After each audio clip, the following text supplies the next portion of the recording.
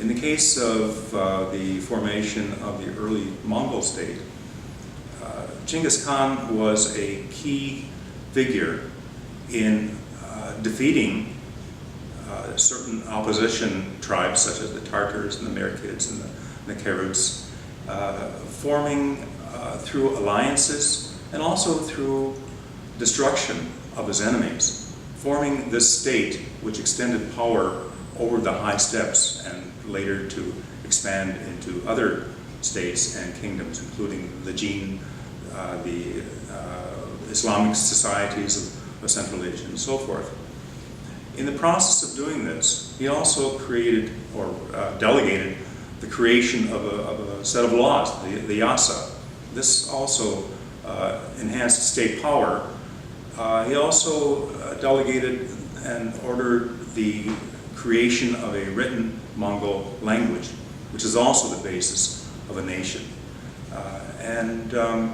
As Khan, he was ruler of all the people of fell tents on the high steppes. This also created a bond of common livelihood.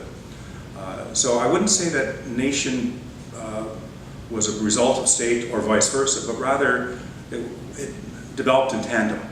As far as contemporary Mongolia is concerned, and the things I've mentioned before, I see several paths for contemporary Mongolia.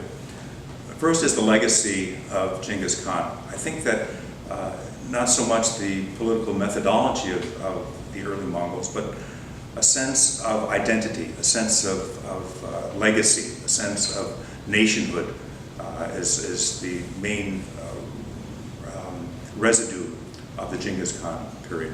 Secondly is the Soviet legacy. It was only in the early 90s that Mongolia was able to liberate itself from the Soviet Union.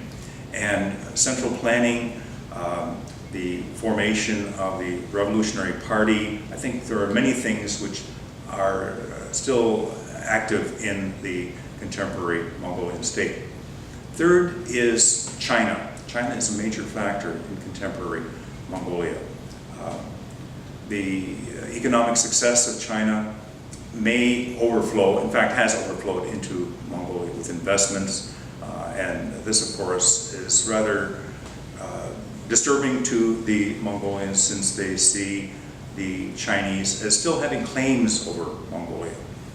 Mongolia was long part of the Chinese Empire, and there is fear that China will reassert those claims in the future. And the fourth factor, I think, is that of the West.